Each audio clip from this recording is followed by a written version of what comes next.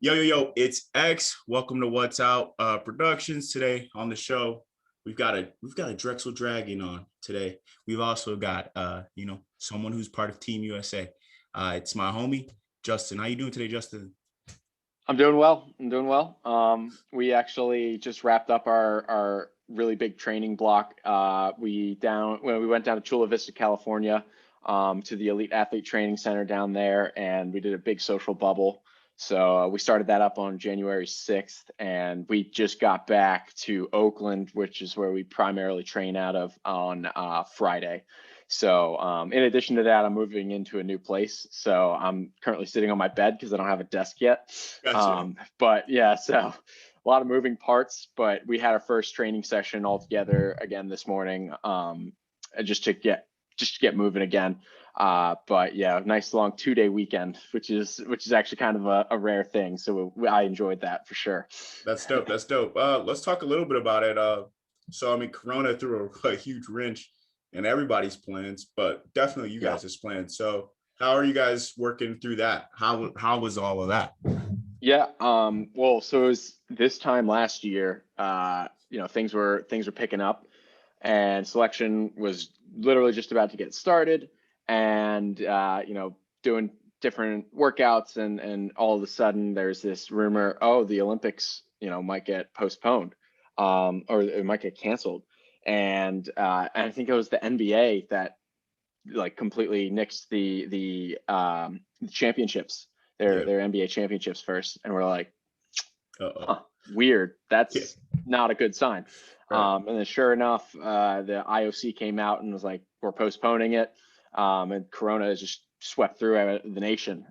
So initially, it was, like I said, around this time we were still like, Alameda County was the first county in the United States, or one of the first counties in the United States, to impose a stay-at-home order. Yeah.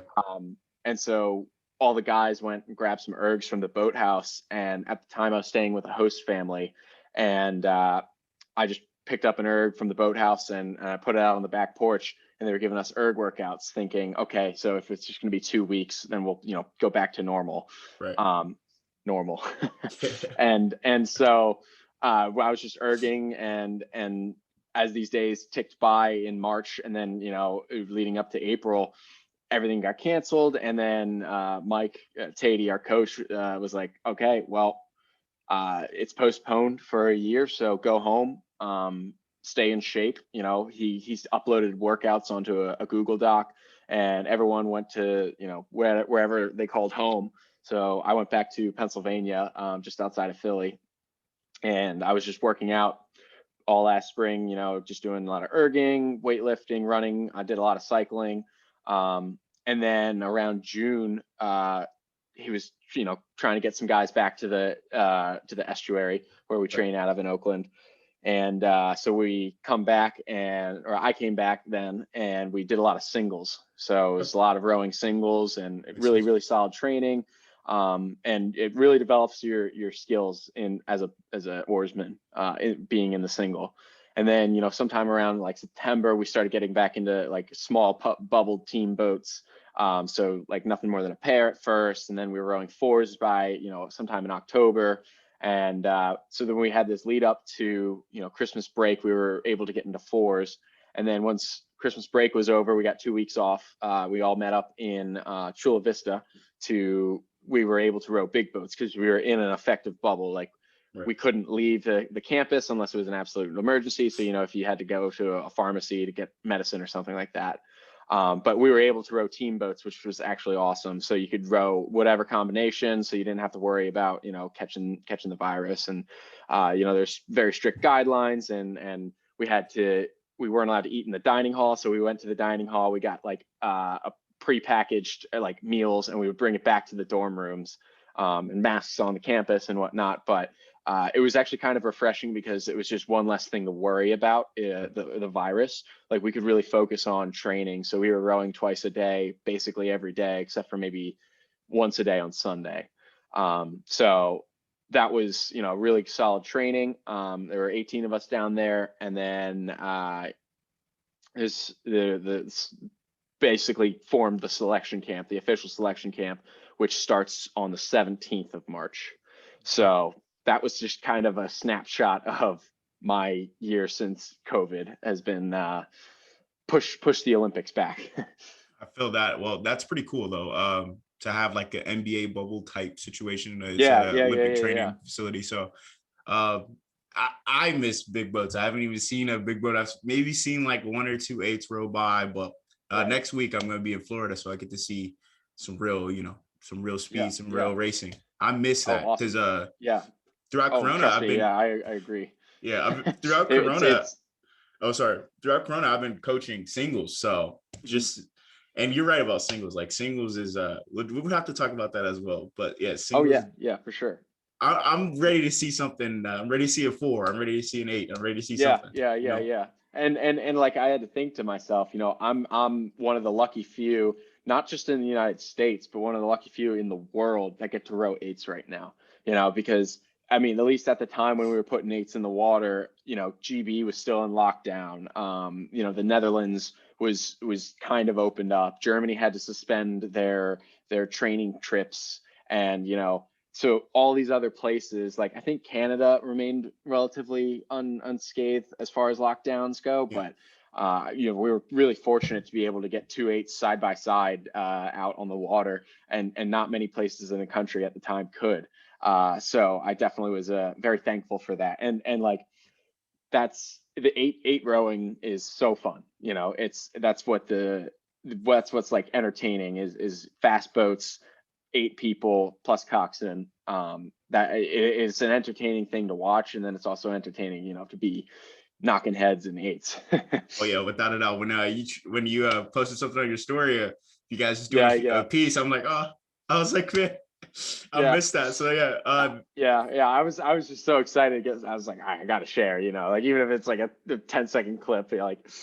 and then do you think that it's only exciting for rowers to watch it? Because I haven't, or like I've only been around people who are like, parents, friends who know rowing. I've never seen anyone who is like just seeing rowing for like the first time. So do you think that like most people enjoy watching it, or like what do you think? So it is interesting in that, like, if you are someone who has had no exposure to the sport before, you watch these long pencil thin, like from a body of, like, you're off, like, I don't know, maybe 100 meters off of where they actually are, and you Right. see them going along the water, and it almost looks effortless. So maybe from the untrained eye, it just kind of looks like people are propelling a boat.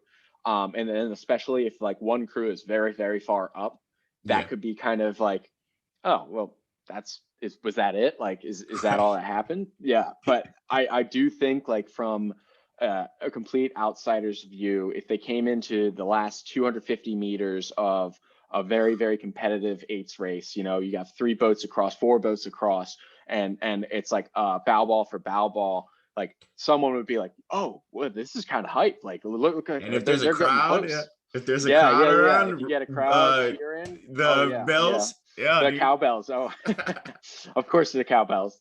But I'm even thinking of the Schuylkill. Like, you have that public trail that runs along the river, and I can't like speak to the number of people who have no association with rowing that would take us like a moment to stop and look at what's happening.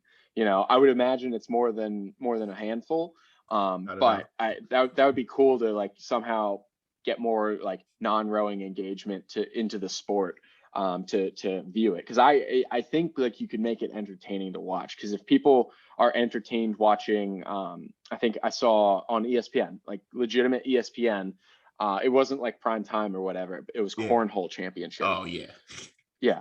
And I was just scratching my head, and I'm like, like, I have a sport that could be way more entertaining than cornhole. Like, where you're throwing a beanbag and you're like getting close to the hole. Like, don't get me wrong, I'm sure that's still entertaining, but I feel like our sport could be more.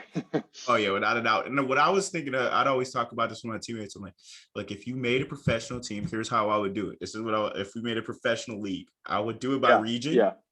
So Hmm. it'd be like, okay, Northeast, like Southeast, just spread it out.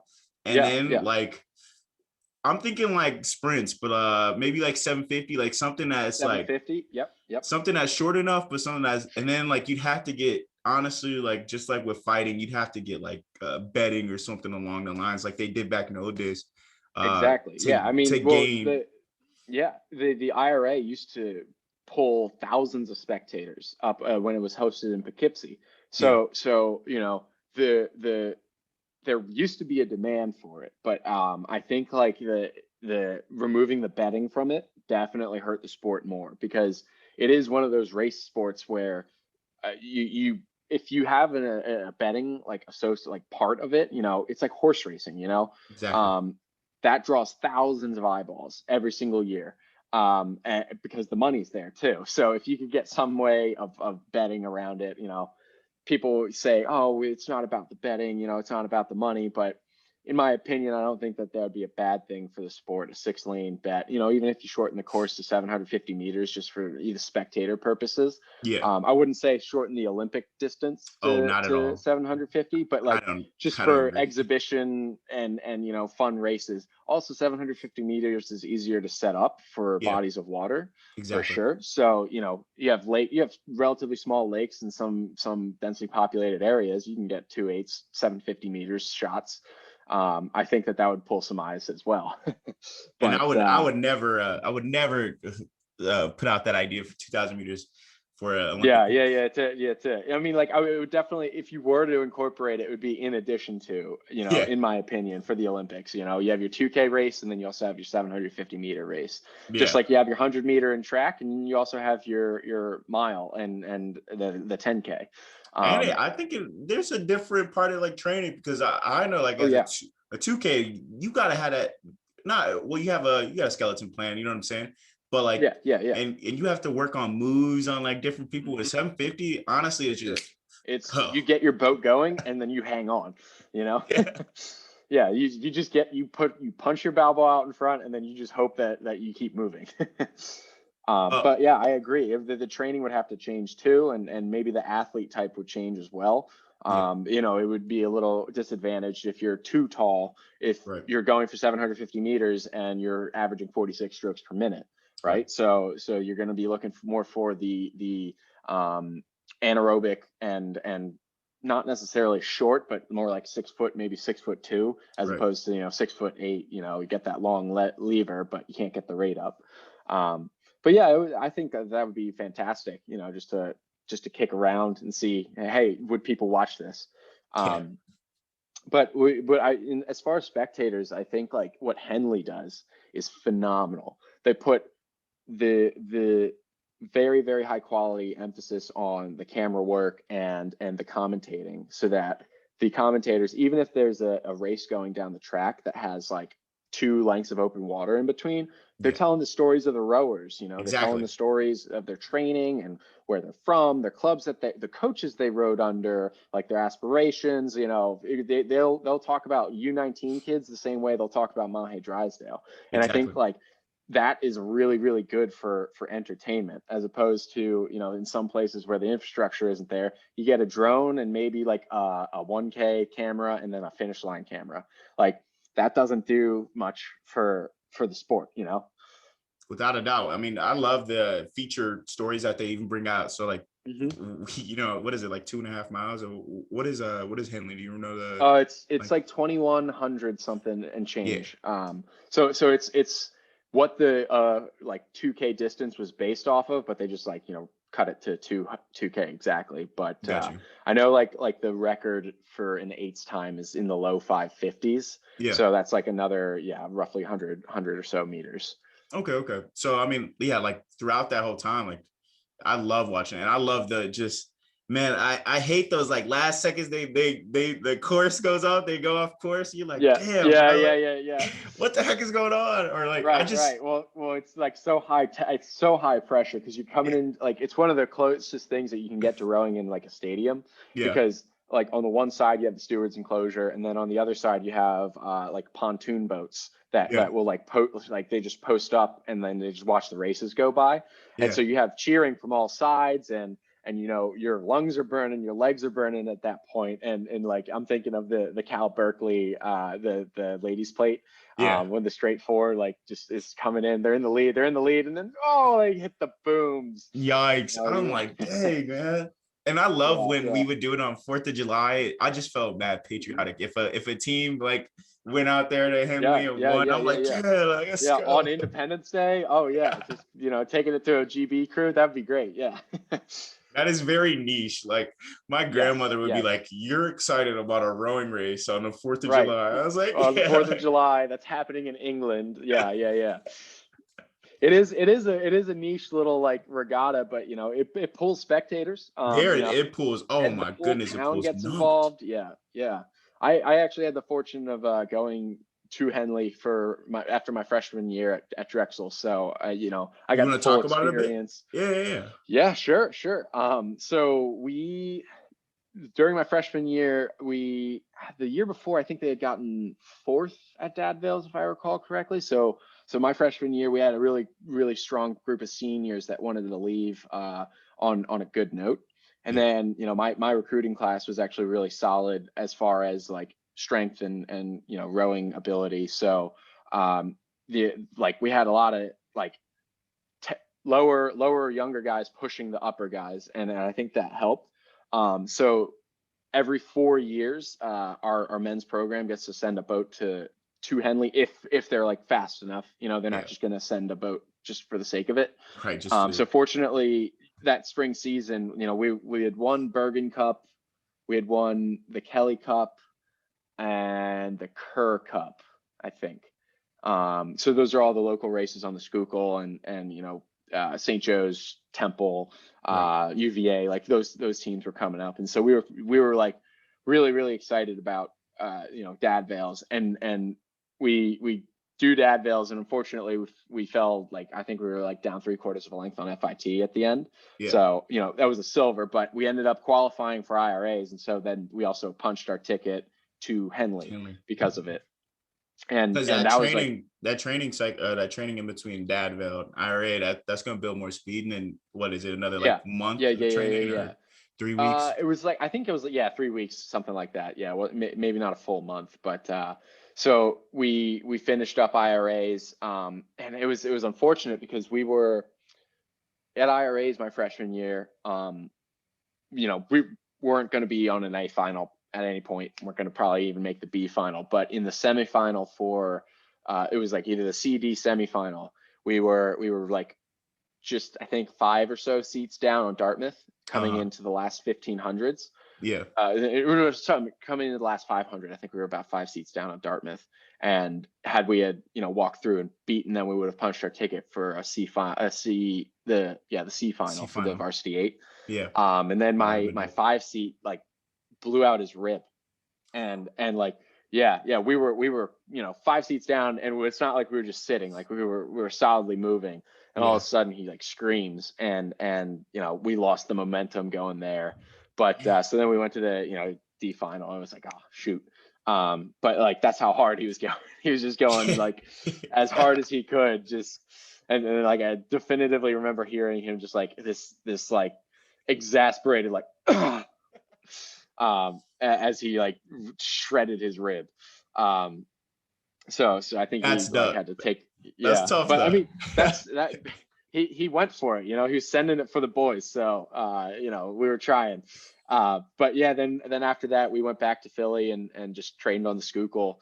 It was actually pretty convenient because there was a master's crew of, I think, like 25 to 35-year-olds that were rowing out of University Barge Club, and they were doing the club event, Yeah. like the one, At not Henley. the Temple Cup.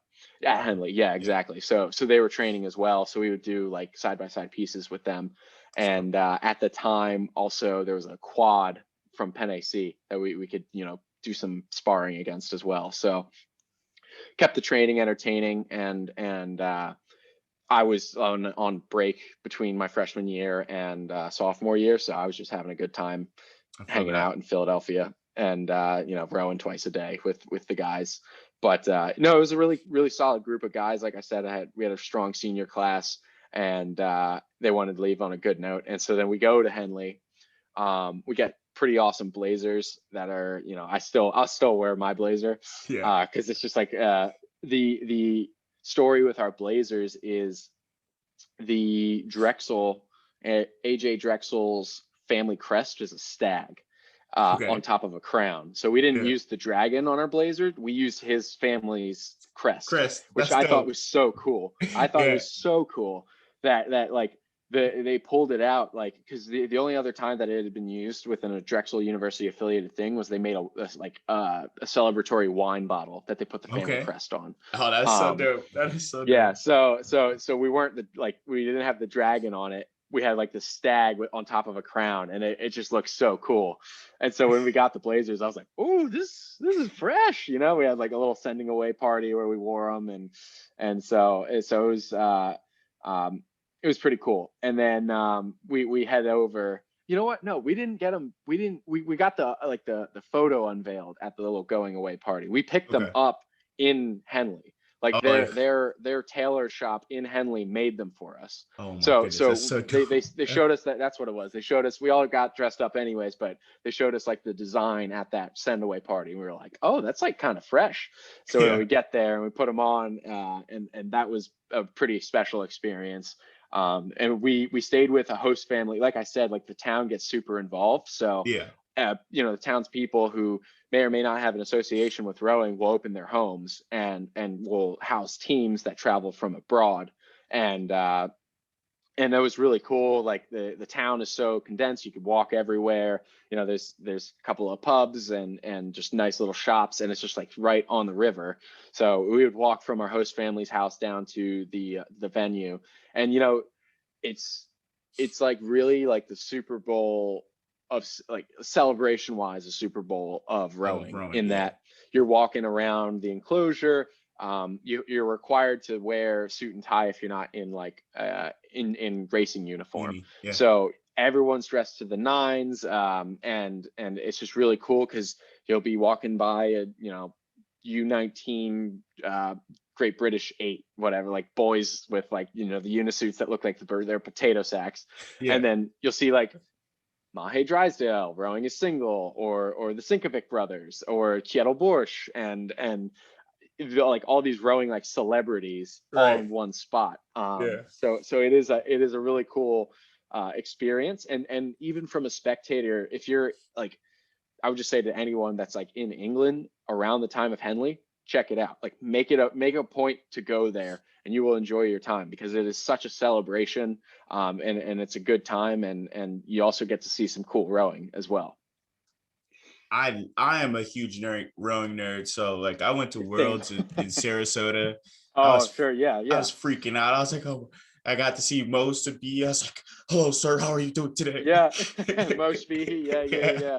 Big Mo, yeah. Yeah. So I mean, yeah, dude, that's amazing. Yeah. I wish Americans would really understand that if you're watching right now, type in Henley Royal Regatta. You will be amazed. You will be interested. Yeah. I do Oh, want to yeah. ask you. I was talking. I think I was talking to one of my coaches, or a coach I was talking to over the fall. At the start, there were a bunch of heckling. Is there a bunch of heckling? Is this true? Did you Yeah, I experience mean, it? well, so I personally didn't experience it, but it really depends on the team you're lining up against. So, the Oxford Brooks boys, they have all their guys. They'll enter like 8 different events with different Oxford Brooks boats. So if they're not racing, they're up at the start line hyping up their boys. Okay. So if you're in the opposing boat, they're going to be like, yeah, boys, like, and just like, trying to get into your head, but and trying to like hype up their own crew. But I don't think it's ever been necessarily rude, unless there's like a real grudge going on. Yeah. But at least I didn't personally experience that. But the starting line is actually pretty tense, because you have like this big boom camera, like just like kind of hovering over you, and it's just like up there, and then it moves around, and then like directly behind the starting blocks, there's like this really long launch boat with a referee, and there's not like a starting sound. It's like a legit, I will start you like this, attention, go, and then they put the flag down. Yeah. It is a unique, because it's also protected from the island, so it is a unique starting setup, and you just got to like be locked in, and you had a good warm up, and you know, trust in the guys that you're in the boat with, or if you're in the single, trust in your training. But it is a unique starting setup, I will say that. I also think dueling makes it watchable to people who aren't, you know, associated with rowing. I For love sure. duels in general. I did have a whole like, let's talk about this, but no, let's talk about certain things. Dueling, like let's talk about some of your duels. Yep. Even in college, even now, like what do you think about dueling? Like how can you explain dueling? I guess. Yeah, so dual racing is essentially you and one other person. I've been in dual races where there's actually two boats or three boats. Yeah. So it's you and two other people, and it's not necessarily they don't use a full 6 lanes, so it's just like 2 lanes right next to each other. It's the same thing at Henley, and then you know, duels on the Schuylkill in early spring, they're not setting up a buoyed system, Right. so buoys are just literal flotation devices that mark like where you are in the race course relative to the distance of the course, and then also relative to the other lanes. So each lane, I don't know the exact distance, like what the official is. It could be like 20 feet apart, something like that. But you know exactly like you're in a set lane. Whereas Right. dual racing in most circumstances, like there is no set lanes. So it really is it's up to you to steer correctly. So, or if you're in an 8-man boat, you know, it's up to your coxswain to be on their steering. But like I enjoy duels because at the end of the duel, in at least in college, shirts are exchanged. The winner will give a shirt to the loser will give the shirt to the Sure, to winner. winner. Yeah. And I think that's actually a really cool tradition that you don't see in other sports. And that started way back with the Harvard Yale race, Exactly. like the 3 mile race, and that's a dual race that isn't the conventional 2K. I think it's 3 miles. I Yeah. don't know the exact distance of the Harvard Yale race, but it's more of a head race length, but it is dual. Like you set right side by side, even bow balls, attention go. And so we would duel for Drexel. We would frequently duel. We would have the city championships. So we would like dual Temple, St. Joe's, LaSalle was one of our first ones of each year. Mhm. Villanova. So like a lot of the local teams. And it was actually cool. My senior year, we got to go to the Chula Vista Training Center out Yeah. in San Diego to duel UCSD, USD, and Stanford on the Lake Otay down in San Diego. So we traveled for a dual race, which That I is thought was a so really that cool. is pretty Yeah, cool. Yeah. it was I think over it's also spring pretty. break. Oh, it was over Yeah, yeah, yeah. spring break. Oh, that Yeah, was we your did spring that. break Yeah, training. yeah, exactly. Spring break training capped off with a dual race against Stanford. Yeah, super fun. That is. But I got one thing. I got isn't that crazy? Like in Philadelphia, I wish I could explain it, but to have so many teams near you to be able to just like willy nilly, like, hey, you want to throw a race together? You want to, or you get to see some of your, you know, Oh yeah, competitors. I think that's so cool about right. Philadelphia, and it's unlike any other city really where it's so dense and like teams, and it's like historic and everything. So Yeah, yeah. Oh, the Philadelphia rowing scene, I love it. You know, I rode on the Christina River in Delaware in high school, and I would always see Philadelphia as like up on this pedestal of like history for rowing, yeah, and because it is so iconic with the boathouse row, like with it's like you associate that with Philadelphia. You know, on the Sixers jerseys, they have jerseys, boathouse yeah, row, which is right, really awesome. You know, because it is part of the city. And we would launch every day, and like you'd see Temple out, you'd see St. Joe's. You know, my brother rode at St. Joe's, and I would see him in boats going the opposite way while we were going up. You know, and it is very much like you can just kind of say, hey, you know, we're doing 2,500 meter pieces. You wanna hop in? And as far as like around springtime, that doesn't happen as much because you know you're going to be racing them anyways. So right. it doesn't. But you know, my junior year, I was in a Cox 4 leading up to IRA, so we would piece the Penn lightweights in their straight 4 and their Cox 4s a lot because we weren't going to race each other at IRA. So we were just like, hey, we're meeting up on Saturday. You want to rip some 1500s and you know, the lightweight straight 4 men's heavyweight Cox 4, you know, similar gold medal prognostic. So we were knocking heads with them. And it is a really good like rowing community. There's some hotheads on the Schuylkill. I'm not going to name names, but people that think it's their river, and they wake things down, and they take up like probably 8 lanes when they could take 2. But not going to name names. And if you're a Philadelphia rower, you know who I'm talking about. But it is overall like a really, really good community, and I'm really happy that I had got to be a part of it for as long as I did. It is so unique in its setup and how it's run and governed, and I think the Schuylkill Navy does a really good job of being that organizing committee, but also promoting the athletes that are around the boathouses. So still meet still, sharpen those blades. That's really dope. That's exactly. Really dope. Yeah. So let's talk about high school. So or let's just talk about how you got started with rowing. So how did you get started with rowing? Yeah, so it was the summer of 2012, I think. So the Summer Olympics that just happened, and my parents were watching The Social Network, and I was in between sports at the time. I had gotten a concussion in football, and I was like, that I don't really like that feeling. That wasn't a good feeling, right. Being in your bed and you had to keep the lights down, and because the headaches were just awful. But so I was in between sports around then. I tried cross country, did some lacrosse camps. I was, doing all their like track and field and stuff along those lines. And I enjoyed them, but I wanted to be active. But there was nothing like I was like absolutely dead set on. Right.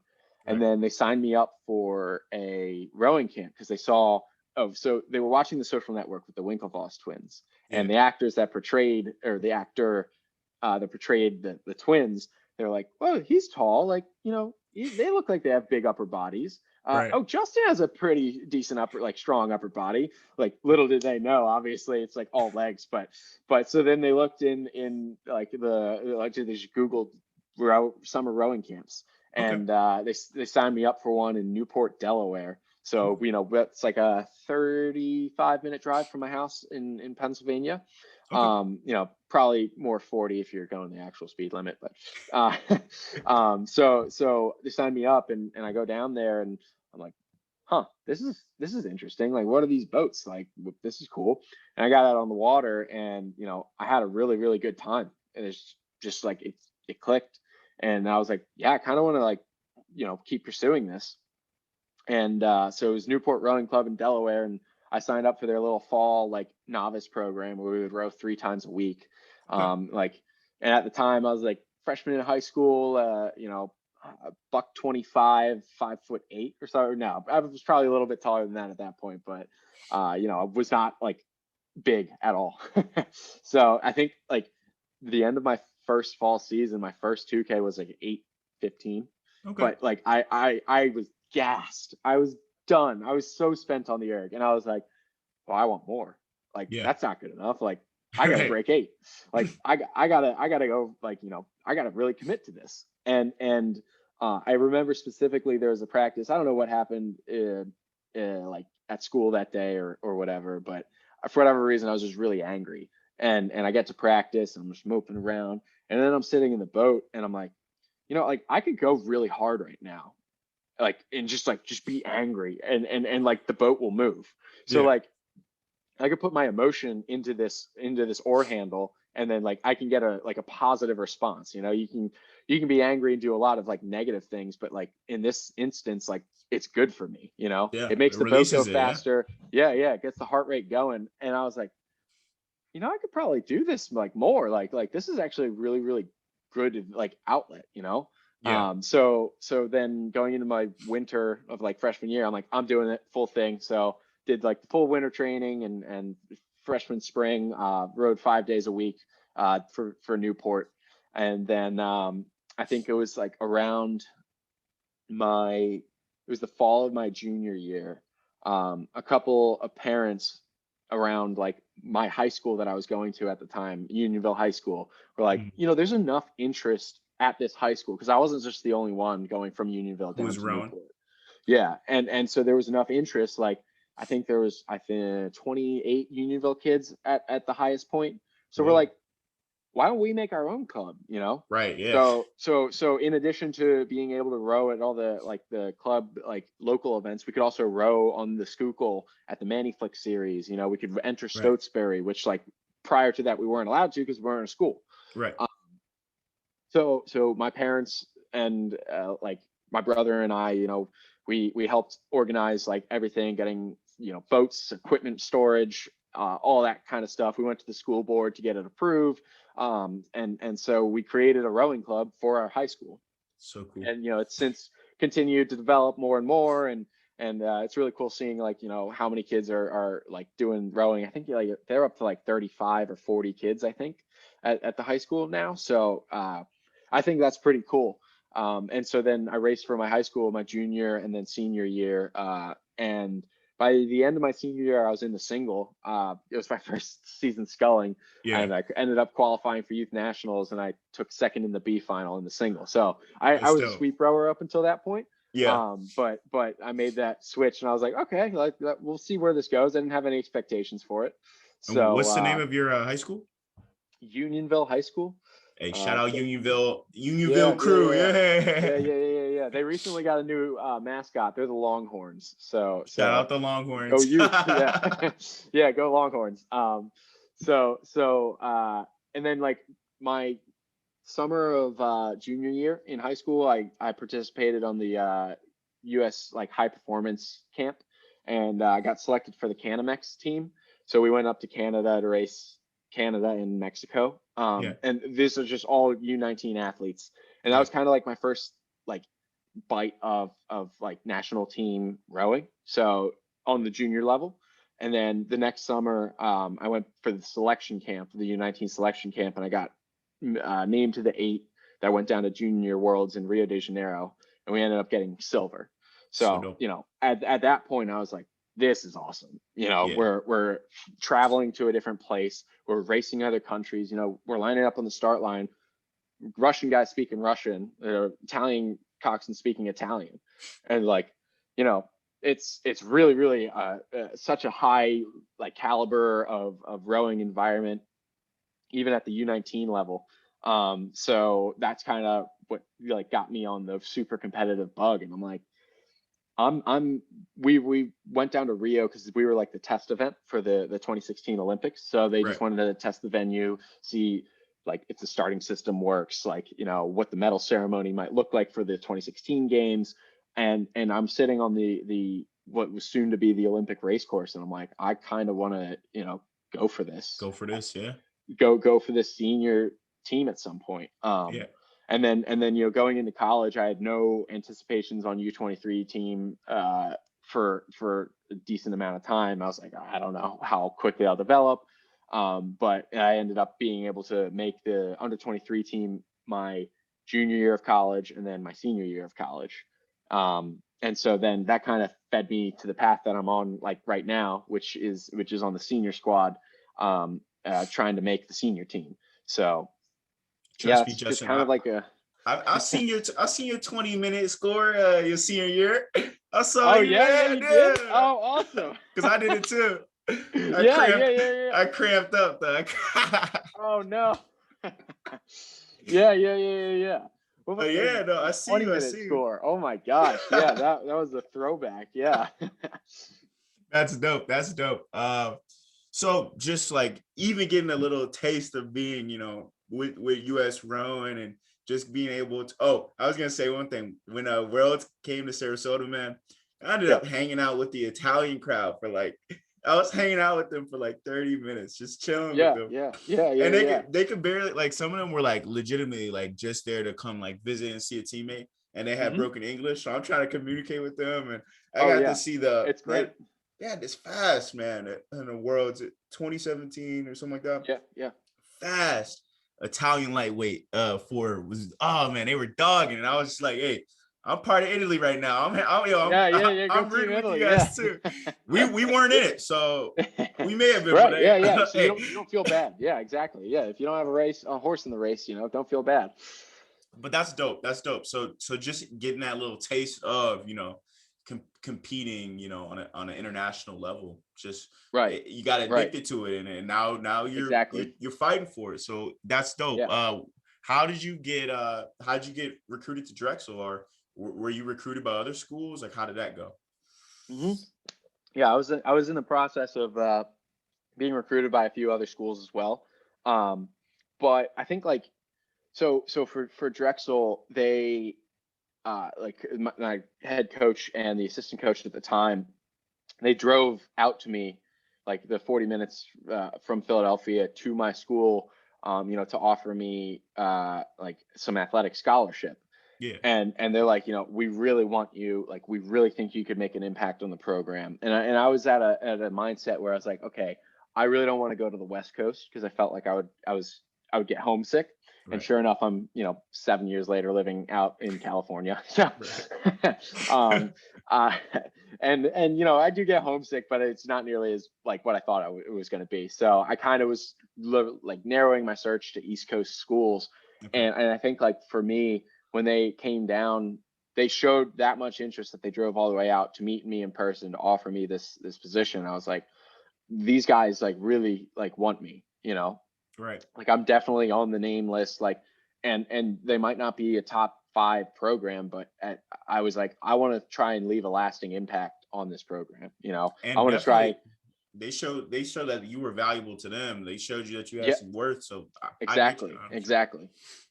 And in the recruiting game, at least for college rowing, it's so much like, I know it from at least from the recruiter side, like it's very very like, oh yeah, we can't say that we're super interested in you because we also have all these other guys, and some people can like drop off, and if we overcommit to one person and they end up going to another school, then we like lose out on other people. So but I thought it was really interesting that Drexel was like very very proactive in saying like, I want you, which I thought was a really good sell. Plus, like, I love the city. Like, Philadelphia was a great city. Boathouse Row, that was also an appeal to it because campus was right, like just a mile down from the boathouse. So I was like, Yeah. okay, well that's pretty prime real Pretty estate. And then reasonable. like Yeah. yeah, and on my official, like the guys there were down to earth, pretty sensible, and they wanted to go fast, and I got good vibes from all of them, and so I was like, okay, yeah, like I'll go to Drexel, and I want to leave a lasting impact, like I want to go like try and get that varsity 8 to move up the progression. And like I can't say that I like physically did that, but I think hopefully I pushed for a culture of like, put in, get out. You put in the work, you get the response. Exactly. And like I can say like between my freshman year and senior year, like that I noticed at least some improvements. And like for me personally, like I improved pretty much every single year, like physically, but it was also like really important to me to see like the team progressing as well. In conjunction with the coaches. Obviously, I can't do everything because single athlete, but Right. But you can definitely lead by example, and that's what it yeah, sounds like you yeah, did. Yeah. yeah, yeah. What And advice would like you? that was kind of the appeal of going to Drexel. Yeah. What advice would you give to anybody in a situation of where they want to try to get recruited, or not even try to get recruited? They're in a recruiting process. Um, Official visits. Like I know personally, I love giving out official visits because I wouldn't like try to wine and dine anybody. Yeah, Honestly, yeah, I'm trying to show them like what a day in the life of as a student athlete is really going to be like. Even a right, study right. hall, if you have to go to study hall, like just these certain things. Like, Yeah. what advice would you give to an athlete Well, in so that so situation? kind of like akin to what you were saying is like you got to be straight up. You don't put on an act. Like, be you, and like make sure you communicate like what you like, what you don't like. And then like when you go on an official, well, like back up a little bit. Like I'll say make like a recruiting profile. I think there's a couple of different services out there. BeRecruited.com is You one recruited. that I know. Yeah, Be Recruited is a good one. And like do that like maybe the spring of your sophomore year. Like that's very early for some people, but you just get out there and make sure that like you're known. You know, you just get your name out there, and coaches can see that, because you won't get recruited if you don't make an attempt to, you know. Right. And then on top of that, like finding schools that you potentially could see yourself at. If you go on their website, go on their rowing specific website, a lot of them will have like a recruiting questionnaire that you can fill out. So aside from the be recruited, go ahead and do that as well. And then as far as if you want to row in college, like show that you are interested in rowing. So like do a rowing summer camp. You know, I know there's a lot of colleges that offer a summer camp. So whether do that or participate in like a club. So for me, like I did Vesper for U23s. They also offer a junior program where you're rowing, you're racing. So one, you get better rowing wise and physically, but two, it also shows like you are genuinely interested in rowing.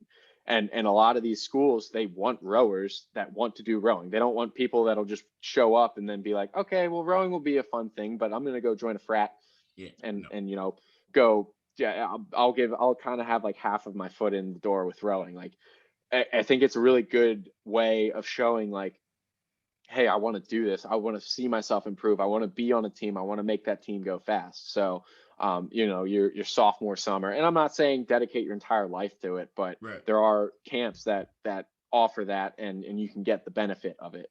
And then as far as like recruiting, like definitely don't forget about your grades and your SAT or ACT. I know even though a lot of those standardized tests are kind of getting a second look at this point, but put your best foot forward in the classroom, and it'll pay dividends as far as the recruiting process, because the easier you are to get in academically, the more chance that you're going to be able to get recruited from a rowing standpoint. So those are just a few points of my advice. Also, like really look at the sophomore class, because those guys are going to be the ones above, or the freshman and sophomore class, because those guys are the ones that are going to be there while you're there. You know, they're going to be your leaders. They're going to be the ones that you like. Do you see yourself fitting in with those guys? Because that's really, really important. And you know, just make sure that you're taking all of it in. You know, so write down like your thoughts on okay, this campus was nice, but these guys kind of gave me a weird vibe, you know, and then like sit down and like compare across the different schools that you're looking at. So I think that was a very long answer, but those are some of the advice that I would give. It's fine. It's knowledge. I think a lot of people can take that, and it's useful information. Yeah. What is your thoughts on retention and rowing? I feel like it's easier said than done, because like at least for me, at least for you, right? Because we've been rowing for so long, and like we just love the sport. But like I know you can't force anybody to love it, but I know there's times when athletes can get just like, I don't know, discouraged, burn out. And burn out. So even I had to take a break. I took legitimately like a 6-month break from rowing after rowing, like, and now I'm like back to coaching and rowing. And it's fine, but still, like, what would you say? So our sport is it's not easy, you know. It's a lot of time management, and you have to sacrifice a lot of stuff. You know, you can't go out on the weekends as much as like a normal like college person would, and even in high school, you know, you're compromising, you're cutting into your homework hours, so then you're delaying how late you can start your homework because you've been at practice, and you know, you're tired from that, and so you have to stay up later, so you just get into this cycle. But like I think it is a hard sport, and it sometimes doesn't even seem like it'll reap the rewards of all the stuff that you're putting in. But I think as far as like retention goes, it's find people who are like-minded within the sport, you know, and if your friends are doing it and they're like-minded, you know, there's a better chance that you're going to stick with it. And then as far as like coaches, it's being open. I've always liked coaches that are respectful of my time as much as I need, like as much as they expect respect from me, if that makes sense. You know, so it's the coaching perspective, it's a two-way street. You know, you got to give your athletes the respect that they deserve.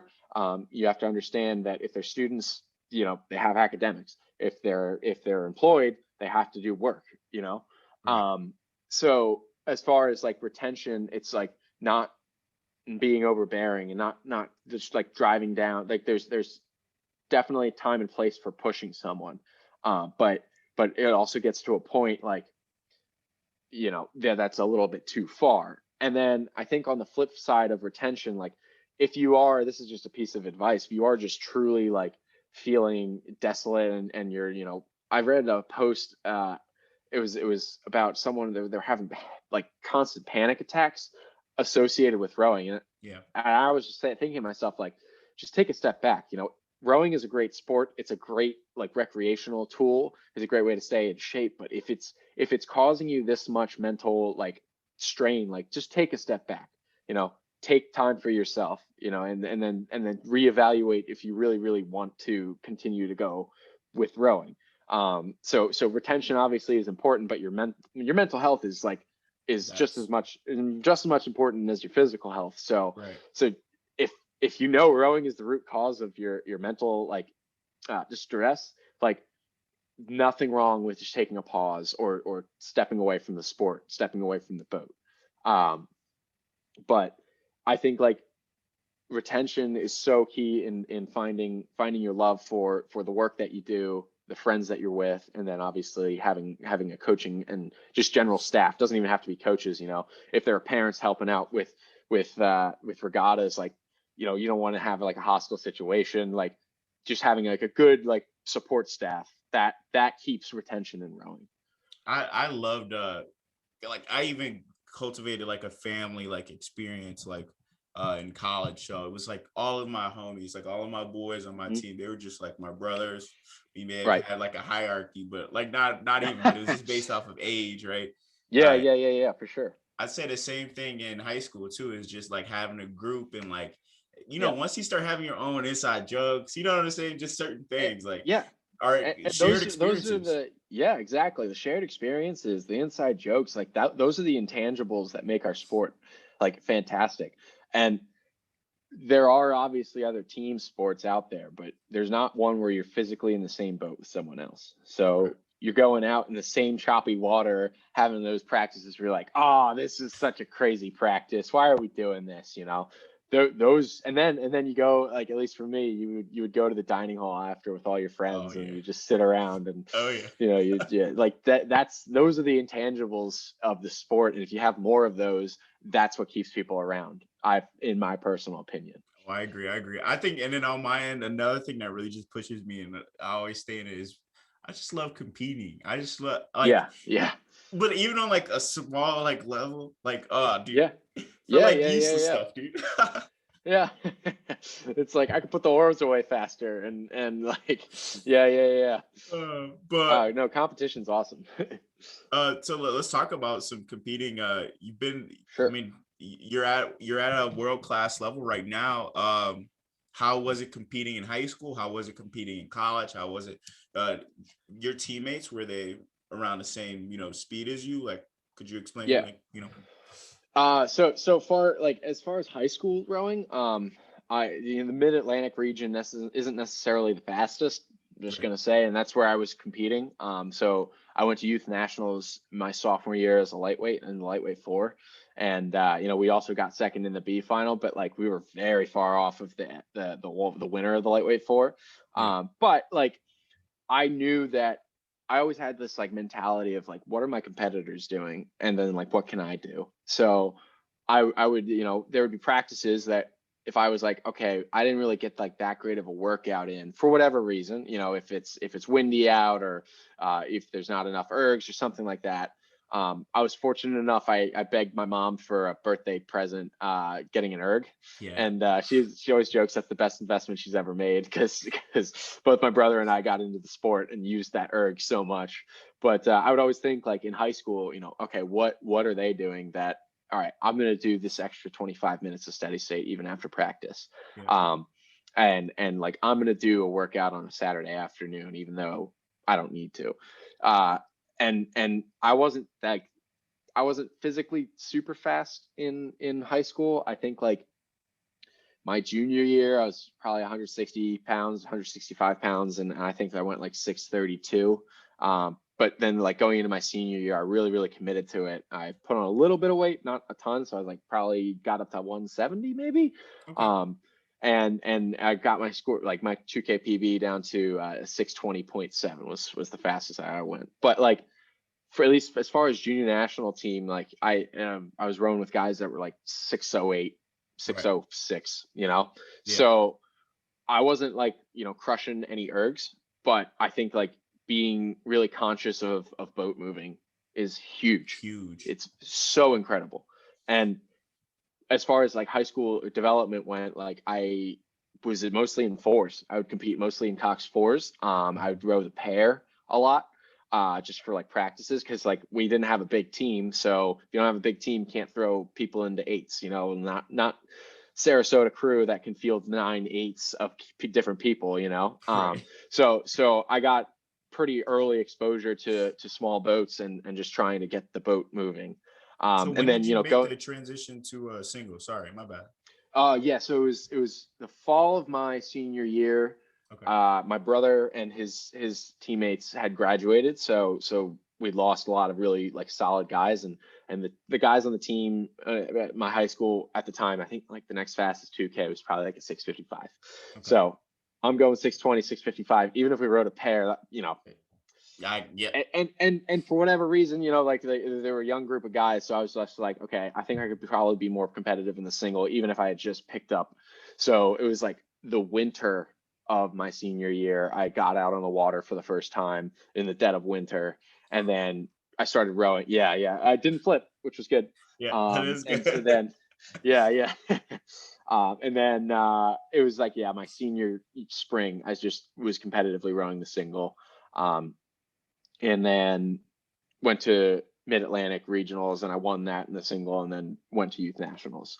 But like that taught me, one, that I definitely like team boats better. But two is the amount of like responsibility you have to take as an oarsman yourself is like so important, with everything that you do, from your technical drills and steady state to your high race, like, because you just have, it's literally just and like you're the only one propelling the boat, so everything you do impacts it, and everything you do like can add to it or take it away. It's either adding to the speed or taking away from the speed.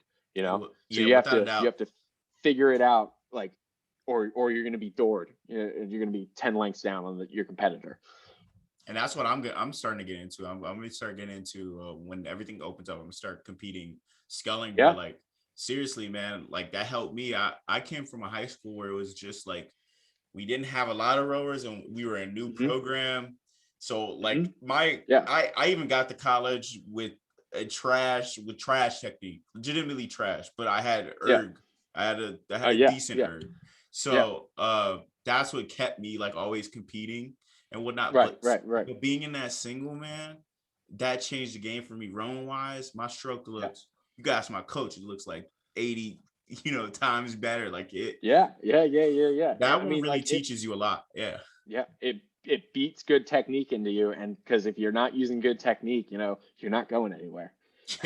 So yeah. But I was excited, like college wise, you get back to rowing in eights and Cox fours for training and whatnot. So after my senior year, did the junior national team with the eight, and then it was eights rowing from there on out. But I will say, like, I was very fortunate. I had exposure to Eastern European teammates that would come over, and they start their rowing careers at the age of like 11 or 12, and they're in like these skiff boats that are super wide, and they have these spoon oars.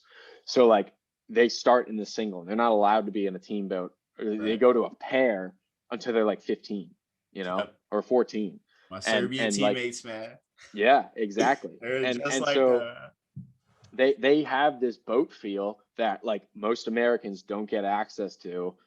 And like I personally feel like I utilized that, because I would go on pair rows with them, and like if you're messing up, they'll tell you, because they're Eastern European. They don't have any filter. They'll chew you out. Yeah.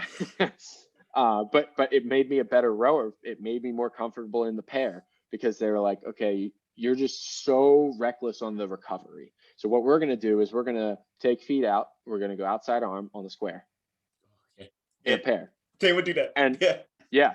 And I was like, we're going to flip. Like, what are you talking about? We're going to do that. He's like, no, I don't care. We're doing that. And so like, you're taking the wobbly strokes and you're just like, oh, but like, it really gets you, it breaks you down to the point where you have to be fluid. You have to be responsive, you know? It's so smooth, and I think the way that they're like just anticipate the water and everything. yeah, just exactly. Oh, it's just like exactly. it's art. It's like art. Yeah. They go into the stern just like so controlled, and then like their blades will go right down to the water, and there's immediate connection. There's no hanging, like they're connected and they're suspended, you know. So that lag time, and I think that's a one huge killer of boat speed is spending too much like energy getting into the stern and then not enough to like turn the stroke around. And like I noticed crews that I would row with them in college, that wouldn't be as much of an issue. And then like if they were in another boat, like all of a sudden this connection at the catch is gone. And I'm like, huh. So rowing pairs with them, rowing fours with them, like definitely developed me like as a small boat oarsman, and that paid off huge in making my first under 23 team. When we started the camp in pairs, and then we just kind of did a bunch of pair matrices. And for those who don't know, a pair matrix is you have 6 ports in a pair in pairs, and then you have 6 starboards, and then you race 6 across. I'm just giving an example. 6, you race 6 across, you take the times, you take like who won, you pull the boats in, and then you switch. So the starboard that you just were competing against is now in your boat, and then everyone rotates down, and then you go out and you race that again. And then they take the times, they take the margins and whatnot, and then you come in again, and then you do that again. So it's 6 races. If it's not full 2Ks, right, just because you can't do 2Ks all the time. So like for 2018, we were doing 1250s, but you get enough of a distance that like you can definitively say, okay, that boat won, you know. So we did that, and I think like just having that exposure to small boat rowing and just being more comfortable made me eligible to be more compatible with more other rowers, which helped me in getting into going from the pairs into the fours, and then going from the fours and then getting into the 8. So U23, 2018, what boat were you in? I was in the 8. So you know my boy Dom? Dom? Yeah, he was a Cox and yeah. He's out here I think with me. He was a U23 2017 coxswain. Oh, 2017. Yeah. That's dope. Yeah. That's dope. I was that's like, dope. Yeah. I met him on my Syracuse official. That's how I know Dom. Yeah. When I went up to Syracuse. But so then in 2018, it was like it was the UW boys and you know the Drexel, Cornell, and Stanford kid, because there's 5 UW rowers, and then the coxswain was also from UW. Yeah. But it was a really, really fast boat. It was a compatible crew, and you know we ended up setting the world's best time in Poznan for an under 23 crew. So that was a really, really awesome experience, because we also got to race at the Senior World Cup 3 in Lucerne, Switzerland. Yeah. And we didn't get blown out of the water. So we were like, this is pretty cool. You know, like we just got 4th at the World Cup 3. You know, we beat New Zealand, we beat Canada, and that was their senior team. So that is so dope. What was that race near, or was that like in time wise? Like it was a week and a half before the U23 World Championship. So we went from Lucerne to Italy, and I'm laughing because I lost my passport in Lucerne. Really? Yeah. So we're at the hotel. We loaded up our boats after the World Cup 3 ended, and we sent our boats down to Italy. And so obviously we don't have our boats to row. So our coach, Mike Callahan, was like, all right, let's go hike this mountain. That's your workout for the day. And so we're booking it up this mountain. We were like huffing and puffing, but it was really gorgeous because we're in Switzerland. Yeah. And we get back to the hotel after the hike, and I'm like, my passport's gone. Okay, nice. And so I'm looking all over the place for it. And the really funny part is they thought that like I loaded my bags and I got into, because there were 2 vans, Yeah. and they thought I'd loaded into one van, and then they drove off, and I'm still in the hotel looking for my passport. I call them, I'm like, hey guys, I'm at the hotel still. You guys left me. You guys left me. So they had made it like 25 minutes out before they realized, before I called them. And so then they came back, but and got me, and it got resolved. And then we went down to Italy and trained for a little bit, like just that week, Yeah. Until Poznan and in the U23 championships that was up in Poland. Would you say So being in that World Cup, did it sharpen you for oh racing? yeah, definitely. It really helped us as a really good starting crew. Like it Mhm. really, I mean, honestly, we showed up. We had named that crew like a week before showing up to World Cup 3. So like that was like our first full week of training going into that World Cup. And like our coach, Mike Callahan, the UW coach, was essentially like, okay, here's your 1,500-meter plan, and then kind of do a lift and do that at the 500, and to go. So Right. essentially we went into the final with like a 1,500 plan as opposed to a full like 2K, Yeah. because it was really emphasized on get out, here's your move here at 750, and one just after the 1K. And so we got out and we're in 3rd place going into the last 500. And we're like, oh wow. So of our final, like we were in 3rd place, like a little bit down on the Germans, a little bit down on the Dutch. And obviously they had really, really fast closing, and we just kind of maintained the same speed going into the last 500. So Mhm. that sharpened us, that gave us our confidence, to, okay, so now we just put together a closing from Yeah. now until U23 Worlds. And I think like that training camp in Italy, we were really hyped. We had that energy, and I think we put that together to get more speed. And ultimately, we didn't really need it at U23 Worlds because we had a decent lead going into the last like 250 meters of Yeah. our final. But I think that World Cup was so helpful, and it also like was another like experience that you just like. I was looking around this regatta venue, and I'm like, I can be senior team competitive. Right. I Yeah. can. There's no give me a few more years maybe of development, and like I can see myself here, and that's what was like really exciting about that whole opportunity. And it must have been something that just took like it off of you guys' shoulders. Like you guys just went Yeah, against senior level, right. maybe it's like who cares? Like who cares? They're still on the senior team, right? So like Yeah. you going against Well, like U23. Oh, what were you Mike saying? Callahan said to us, like, you guys are playing with the house's money. You have Right. nothing to lose. Just go out there, execute a race, put something together. You know. So That's that so was dope. a really cool experience. Yeah, it took That's a so lot of dope. pressure off, and it was really good that we were successful. You want to talk about was this the 2018 year when That was 2018. Yeah. yeah, you want to talk about for college with you guys missed out at Dadville, right? And then you guys had the Yeah. 4.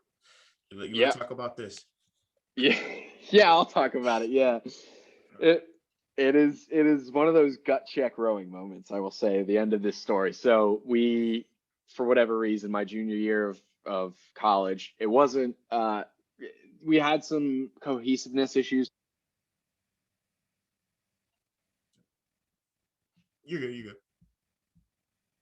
And for whatever reason, we weren't like didn't get the gel together. And so we ended up in the B final at Dadvale's. And I personally was furious, and like I had some teammates that were also like, what was that? Like we're better than this. Like, come on. Right. So the next day, like I was like talking with my roommate, and we are like, okay, let's do this 4, like, and let's go fast. So we decided the next day after Dadvale's, like, we're gonna do this 4, and then that Monday we show up, and like a lot of the seniors were like, I'm not gonna even pursue it. And one of the freshmen showed up as well. And so we kind of hopped in this boat. It's a Croatian and my friend in my class. And then we have this freshman Serbian. He's Mhm. big, tall Serbian. Yeah. And our head coach, because she's also the head coach of the women's team, was now like kind of just like, all right, I'll get the women ready for Henley, because they also were going to Henley that year. Okay. So we got our assistant coach, who was a grad like assistant coach, because he was in his 5th year. Okay. Drexel's a 5-year program, so he was just helping out. Mm-hmm. Ivo Krakic, really, really knowledgeable Croatian.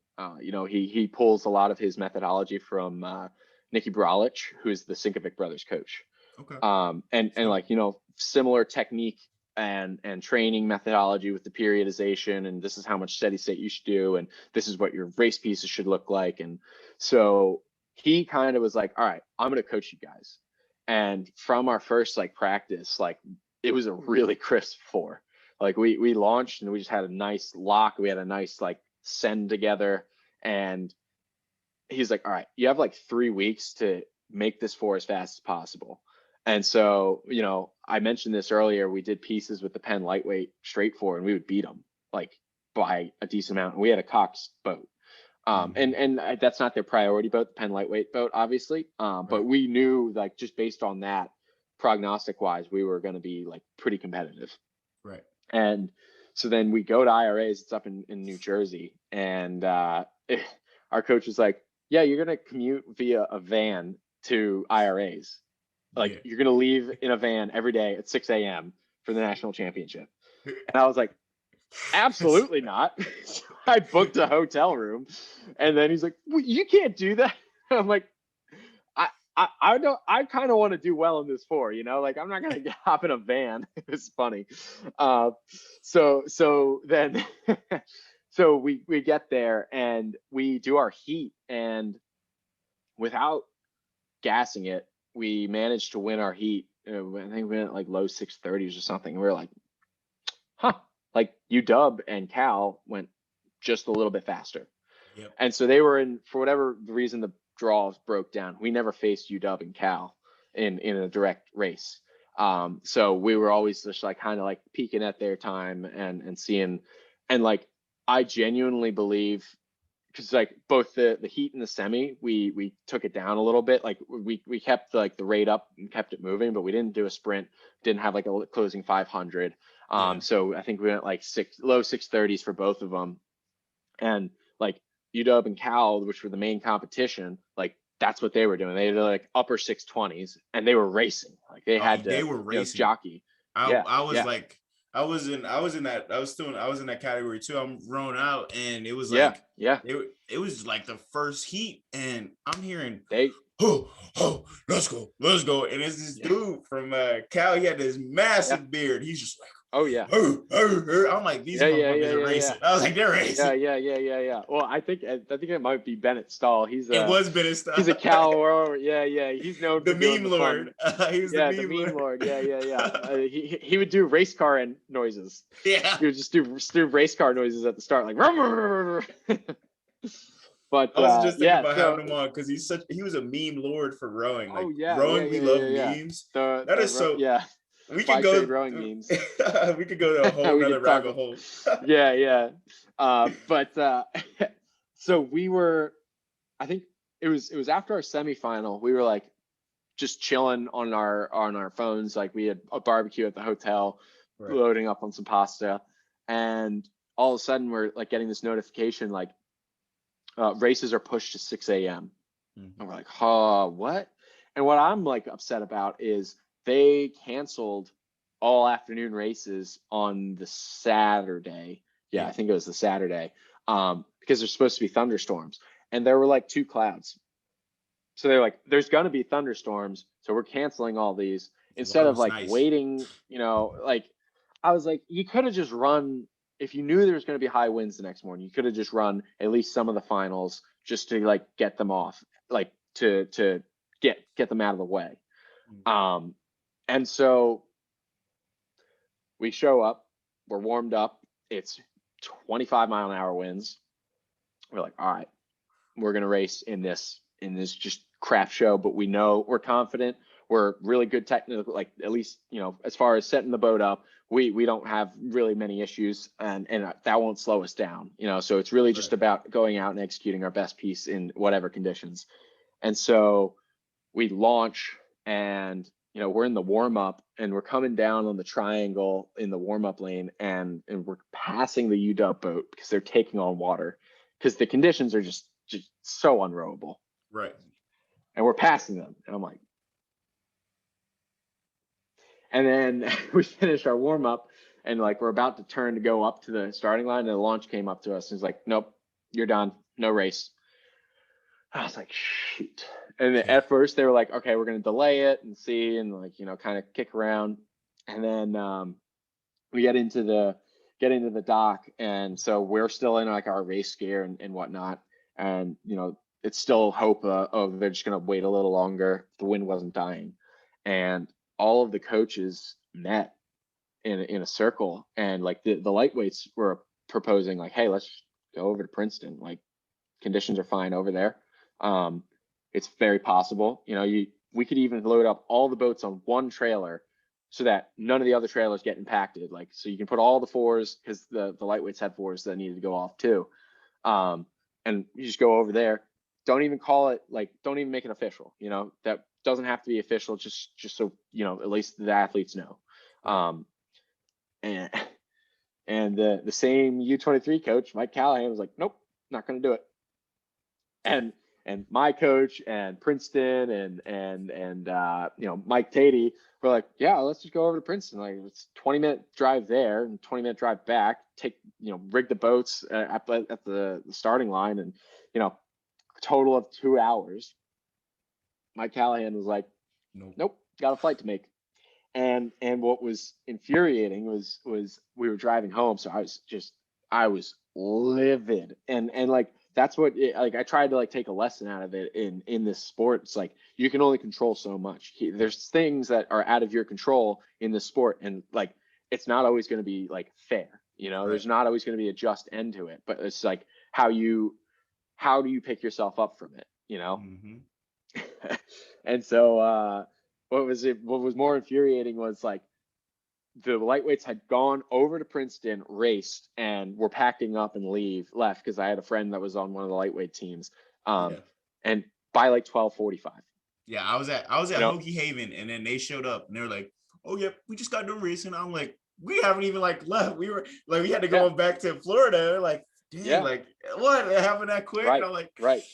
And it was one of those, and it was one of those situations where it's like, Princeton, the Greg Hughes was like, okay, we're either all the boats are doing this for the A final, or we're not going to do it, because we're not just going to have 5 boats like that. No, we're going to have all 6.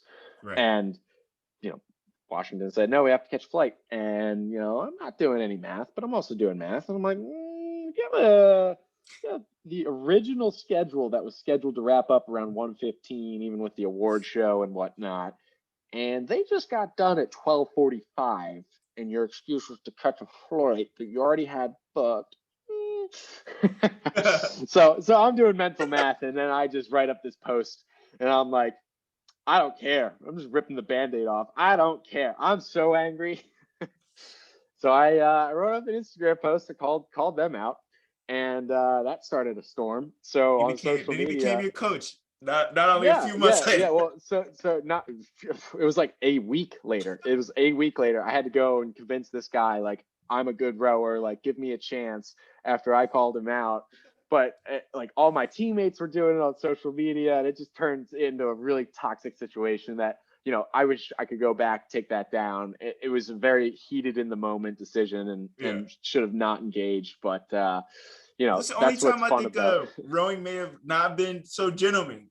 In a way, yeah. Well, like, there were some comment sections going back and forth, because then photo got uploaded, and the caption of the photo was kind of sus, and the people that were already upset weren't having that part. So, and I understand it, but I also understand it, because we're just a group of, like, guys that are just, I don't know, rowing, even like in both sports. I mean, like for both genders or anything, but for the guys, like, we're like more memes, like we like trolling, and like and like, if we're upset, dude, trolling. If we're upset, like, even that upset like people who weren't like we were in like the freaking, like, we were in like the CD final, and we're like, Yeah, man, yeah, like we don't get the race, so we mad, and then we're like, we at least want to see like Drexel like go represent for like yeah, Dadville, yeah. like, and we were Represent the mad, like we were Dadville like, squad. damn, Yeah. like we were heated. We were I definitely heated. was heated as well, you know, and all my teammates were, and we're like, this is because it really was like it was a gut punch of a season, you know, for at least for me in with Drexel, and I'm sure it was for my teammates in the boat. And then we go to this IRA, we trained, we were like, wow, okay, we have something here. You know, we could potentially win the 4. And I'm not saying by any means we would go out there and we would have won. Like, I'm not saying that at all, but we could have been at least, you know, competitive. You're definitely in a position, like the thing about rowing, and especially at regattas, especially in the national championship, you got so many like heats, and you like, especially like, you know what I'm saying? So like you're building up to this moment, and it's like, dang, I don't get that part. Like I don't, Taken away. Damn, like you're like, man. Yeah. Yeah, that's all I gotta say, man. Like, yeah, and you know, you can leave it at that, and you know, I'm sure there's another side to the story, and you know, I never was like comfortable enough to ask for the other side of the story, but yeah, I was definitely a little angry. I feel that. What? So we're gonna start bringing it down together. We're gonna, you know, come to end, but. Sure. Let's list some inspiration, some teammates, some friends, some anything, coaches. Shout out your people, and even dig deep, man. Like do whatever you need to. Yeah. Well, so I personally, I like you know, I like strange sports, so I follow along with the CrossFit circuit. You know, like those dudes are absolute monsters. Units. So you know, Matt Frazier, like the 5-time in a row CrossFit, you know, some of his like mentality spots are fantastic. It's very applicable to what we have to do. It's like I'll do what you won't today so that I can do what you can't tomorrow. You know, like something like that. Like that's very inspirational to me. And then like World's Strongest Man, Brian Shaw, the Mountain, the Thor. Yeah, those guys are just freak athletes, so committed to every single aspect of their life is built towards high performance, you know. So like to me, like they're in kind of a niche sport, whereas like, you know, Michael Jordan's getting paid millions of dollars to be an amazing basketball player, and don't get me wrong, he's still inspirational, he's still super fantastic, but I just never got that. Whereas like these guys are out here, they're getting sponsorship deals to make their lives, and so there's something a little more like I could relate to that.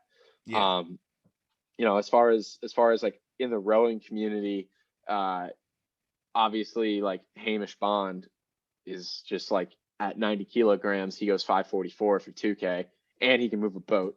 So like that's fantastic. And Pete Reed, you know, recently he had a spine injury, like just trucking through it. And like I don't know the full story. I can only see what he says on social media, but he seems very optimistic. Anyone else could have just been like, nah, I'm down in the mud. Like that's that. Yeah. Like, but you know, there's lots of inspirational figures within the rowing community, and like as far as coaching, like Mike Callahan from UW, like even though I just was talking about him, but like he's so committed to high performance and all aspects of it.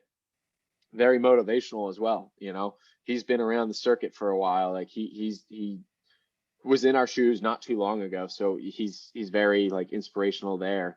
And then I also had an Australian coach for Vesper under 23s, Paul McGann. He's this crazy Australian coach, just so like he's a perfect blend of like just one of the guys. Like, you know, he'd go out, get some drinks with us too, but at the same time he's like this fatherly figure of like, you know, sage advice, you know. So I always always like respected that. And then like my teammates, like, so I mentioned Evo Krakic, he was the 5 seat that blew out his rib, and then he also coached Guy is a grinder, and he got his redemption story. Yeah.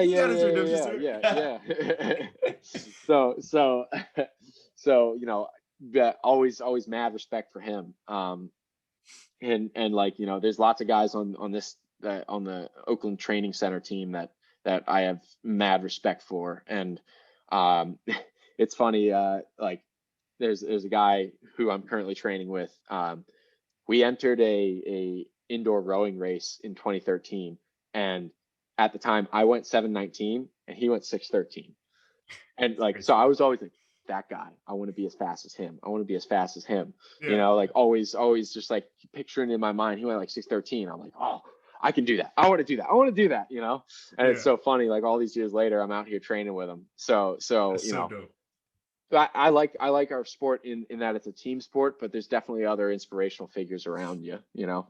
Yeah, without a doubt, without a doubt. I think even myself, I used to have like people who came to my ergata and won out, like had their name down, and I'm like, all right, Yeah. we're going for that, like that, we're Yeah. pushing for that. Name And on the that, board. yeah, Put the name that on the just board. triggered Yeah. I don't know, you just triggered a memory for me too, man. Oh So yeah. Okay. Well, so you know, we're competitive guys. You know, it's just like we want to see like other people improve, obviously, but like, you know, we want to chase that as well. So oh, I'm glad that it triggered a memory for you. Yeah. but no, that's dope. That's dope. So um one I have a few more questions. I got a few more questions. Sure. I Yeah. gotta Yeah. ask. I gotta ask. Of course. Age wise, how are you are you on the younger side? I feel like you would be on more on the younger side on the senior team, or Yeah. what? Yeah. So my the guys, a lot of the guys that I was rowing with for U23 sped up into it. So, you know, 23 years old. I think there's a couple of guys that are 22, but Okay. 23 is you, yeah, on the younger side. So that's where I'm at. Gotcha. You know, we have guys that are 30, 25, like 25 to 31, 32 range. Okay. So yes, I would be on the younger side. I feel that. I feel that. Does that feel kind of weird in any way? Like, or is it chill? I think like as far as like it is a really good group of guys. You know, there's not like an animosity, because it's also a group of guys that no one like had a ton of like international, like there's not like a Steve Redgrave on the team Right. with like 5 Nobody's gold vetted. medals. Like, Yeah. And in 2016, like nobody that performance, you know, even the guys that led up to that quadrennial, like so I think like everyone, you know, is pretty level headed as far as that goes. And then, but for me personally, like I'm definitely one of the junior guys. So like I got to know the role that I got to play, you know. Yeah. And hopefully I'm doing that well. And I still learn a lot from the older guys too. So as far as, you know, technique and even rigging, you know, they're so much more knowledgeable than I am. And so I'm trying to be a sponge while also trying to make the boat go fast. But it's a weird, like, I have to be competitive against them too. So, Right. you know, there's only 12 spots, and the, you know, the official selection camp like invites came out, and there was 18 selection camp invites. So 12 spots, 18 guys, you know, I gotta be pushing. Gotta fight. Mm-hmm. Well, Justin, I wanna end it on this. I would love for you Okay. Yeah. to give a few minutes on your friend that just recently passed last year, man, Yeah. and Yeah. Yeah. explain the Um, situation if you can. I mean, not the situation, but like, you know, how he yeah. relates to you. And Yeah. I think a lot of times athletes, they do have a lot of like things that happen to them personally, but like you don't ever see it. They try to hide it. You know what I'm saying? Maybe because they feel Yeah. like they need to or something like that. But I would For love sure. if you could just put like 2, 3, 4 minutes, whatever. Yeah. So Devonta Nichols, he passed away, you know, the couple months ago. You know, he took his own life, and I kind of like we kind of started rowing around the same time actually. He was at a club down the river Okay. from me, down in Delaware. So he was at Wilmington Youth Rowing Association. I believe he was a part of their like outreach program, Okay. which you know gave the more access to Wilmington youth kids. So we would trailer on regattas together, because if we're only both sending 2 boats, like we would just Might hop as up on well. a trailer, so I hang out with him around the regatta venues, down in Baltimore for the Baltimore Invitational, or just for Mid-Atlantic Youth Regionals. So and as much as I was a competitor against him, like he was always just such a friendly, bubbly guy. He was just so energetic, and like I distinctly remember, like, hey, like that's a cool kid, like and like he was always like a fierce competitor. He was a lightweight rower. I think he did the lightweight before a couple times. And I think especially my senior year, if it was just me out in the single, like he and his coach would offer to do pieces together. So like I'm just out there like by myself, because at the time my coach was, doing another job. So I would only get her a couple times a week. And so there's some practices where I was just by myself, and Devonta was like, "You want to do starts with us?" Or, we're doing some 3-minute pieces, like, I can get Heidi, the coach, to, film us, and we can do these. Yeah. And like, you just like, you appreciate we have this sport and it connects us. And, I get this impersonation, like this perception of him as this, like, happy-go-lucky, super bubbly, also ultra competitive guy. And, ultimately he takes his own life, and it's just like, man, I was crushed, Yeah. I was literally messaging him, and we kept in contact, like, out when I came out in California, and I was messaging him like weeks before, just like back and forth, like, man, hope you're well. And just talking, like, yeah, remember those times, like we were down on the Christina River, and like it's just so important to know how your friends are. Yeah. Like really ask them, like, oh, actually, how are you? Right. And like, yeah, he's such a great guy. They set up a GoFundMe memorial fund for him. I think they cleared their goal for that. But I want people to know Devonta Nichols was a really good guy, and that I had such great respect for him as an athlete, as an oarsman, as a person. And anyone that knows him obviously will say the same thing that I'm saying. It'll be like a verbatim. But gone too soon. So, well, Devonta Nichols, respect to him. Justin, respect to Devonta. Fight, man. Do your thing, Yeah. man. Yeah, cheering yeah, for yeah. you, man. I'm cheering for you, bro. Yeah. Keep it up, man. Thank Keep you, it up. X. Yeah. Hey, thank you for having me on. It's always good talking rowing, dude. I love rowing, so and I can tell you love rowing as well. So, without a doubt, dude. Thank you for being a guest. Thank you for being a subscriber, man. Yeah, I can't say that a lot, but thank you for being a subscriber, bro. I really appreciate it. You provide the rowing content, I'm there for it. Have a good one, Justin. Thanks, bro. All right, you too. Stay safe. Bye. See ya.